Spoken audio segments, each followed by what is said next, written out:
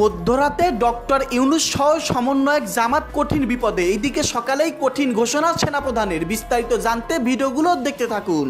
একদিকে একটি অবাধ ও নিরপেক্ষ নির্বাচনের জন্য অন্তর্বর্তীকালীন সরকারের সর্বোচ্চ পর্যায়ের আশ্বাস এবং নির্বাচন কমিশনের তোড়জোড়, অন্যদিকে রাজপথে ক্রমবর্ধমান সহিংসতা ও অবৈধ অস্ত্রের ঝঞ্ঝানি সাধারণ ভোটারদের মনে গভীর শঙ্কার জন্ম দিয়েছে।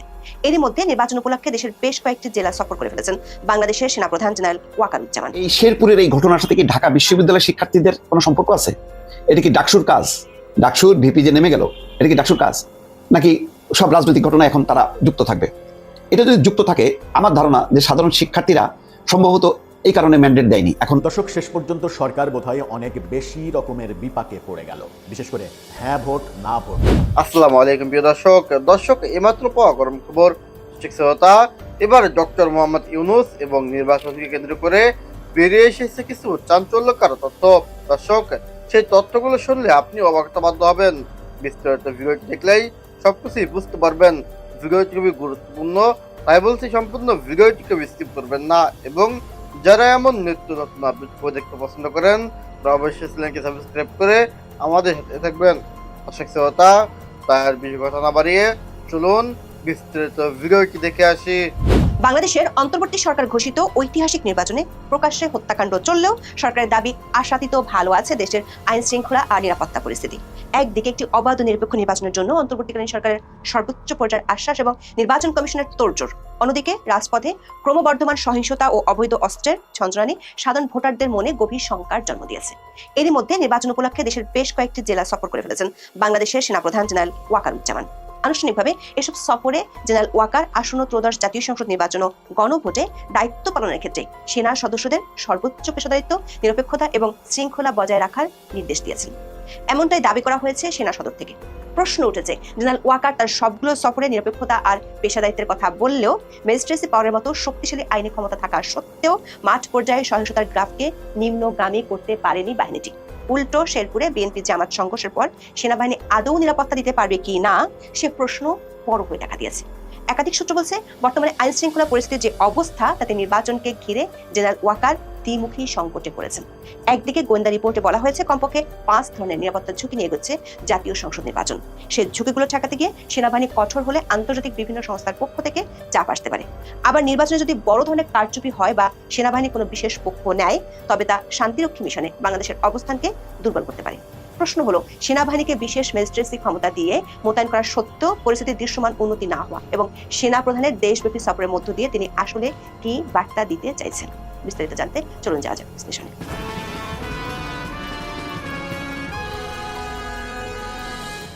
নির্বাচনের তফসিল ঘোষণার পর থেকে সারা দেশে যে অস্থিরতা দেখা দিয়েছে তা কেবল বিক্ষিপ্ত সংঘাতের মধ্যেই সীমাবদ্ধ নেই। সবশেষ শেরপুরে প্রার্থীদের নির্বাচনী ইশতেহার পাঠ অনুষ্ঠানে চেয়ারে বসাকে কেন্দ্র করে বিএনপি নেতাকর্মীদের সঙ্গে সংঘর্ষে জামাত ইসলামের শ্রীবর্দী উপজেলার সেক্রেটারি রেজাউল করিম নিহত হয়েছেন।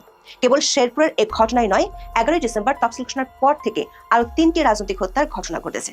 পুলিশ সদর দপ্তরের হিসাব অনুযায়ী গত 12 ডিসেম্বর থেকে 26 জানুয়ারি পর্যন্ত 45 দিনে সারা দেশে 144টি নির্বাচনী সহিংসতার মধ্যে প্রতিদ্বন্দ্বী সমর্থকদের মধ্যে সংঘর্ষের ঘটনা ঘটেছে 55টি। এছাড়া ভীতি দেখানো এবং আক্রমণাত্মক আচরণের ঘটনা ঘটেছে 11টি। প্রার্থীর উপর আক্রমণের ঘটনা 6টি, অবৈধ অস্ত্রের ব্যবহার 2টি। এর মধ্যে কুমিল্লা ও লক্ষ্মীপুর জেলায় প্রতিদ্বন্দ্বী প্রার্থীদের সমর্থকদের মধ্যে 4 দফা করে সংঘর্ষের ঘটনা ঘটেছে, যা অন্য জেলাগুলোর মধ্যে সবচেয়ে বেশি।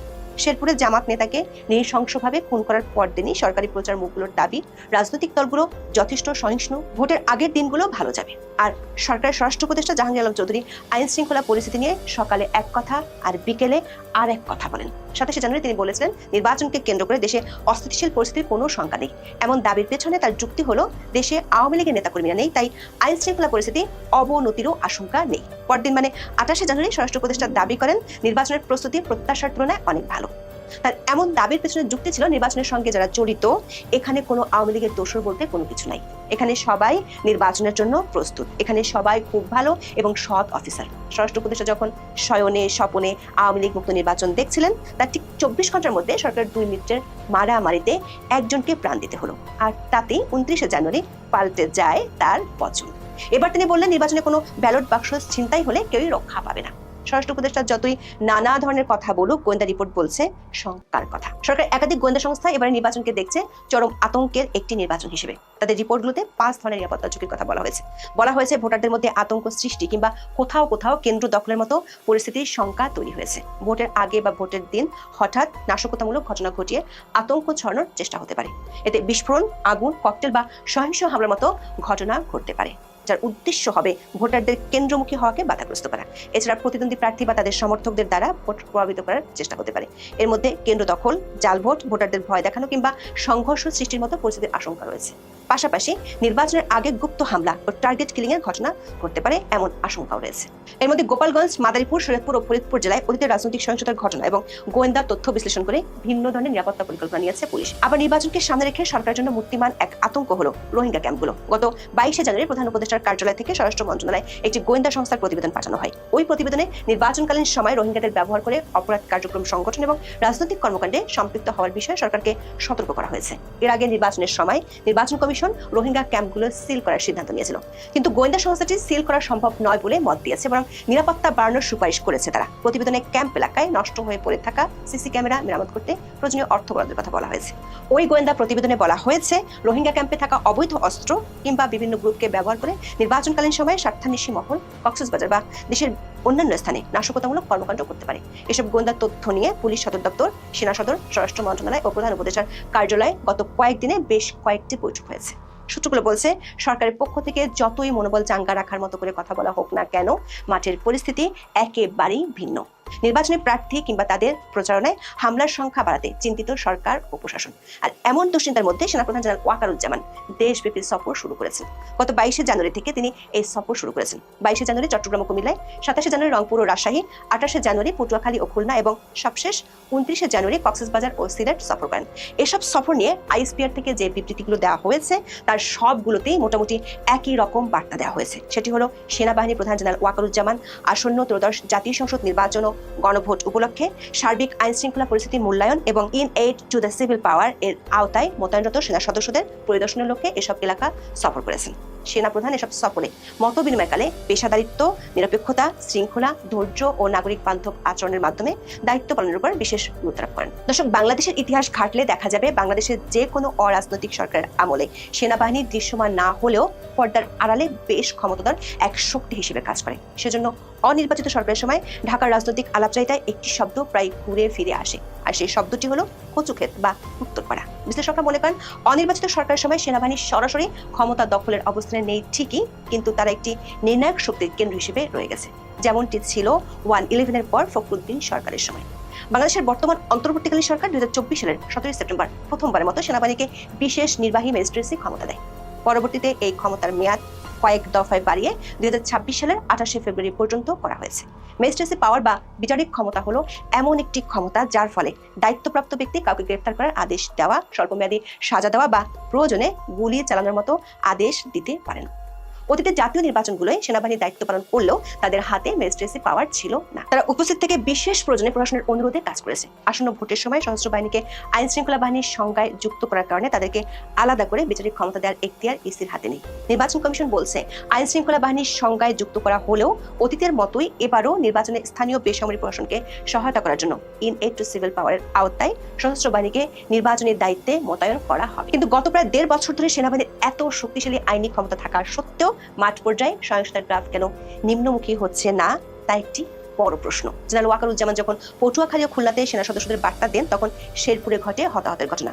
ওই ঘটনায় সামাজিক মাধ্যমে ছড়িয়ে পড়া একটি ভিডিওতে একজন সেনা সদস্যকে বিক্ষুব্ধ রাজনৈতিক দলের সদস্যদের উদ্দেশ্যে বলতে শোনা যায়, আপনারা চলে যান, আপনাদের নিরাপত্তা আমরা দিতে পারছি না।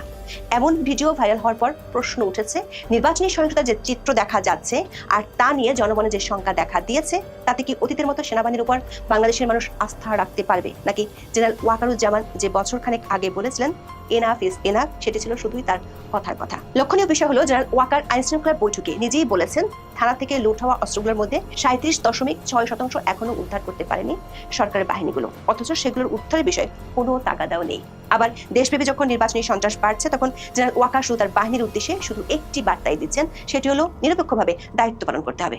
প্রশ্ন হলো, যে বড় ধরনের নিরাপত্তার সংখ্যা আছে সেখানে কেন জেনারেল ওয়াকার তার প্রতিটি ক্যান্টনমেন্টে গিয়ে নিরপেক্ষভাবে দায়িত্ব পালনের নির্দেশ দিচ্ছেন? তার মানে কি কোনো দল বা পক্ষের দিকে সেনাবাহিনীর একটি বড় অংশের ঝুঁকে পড়ার আশঙ্কা আছে? বিষয়টি নিয়ে আরো সন্দেহ জাগছে।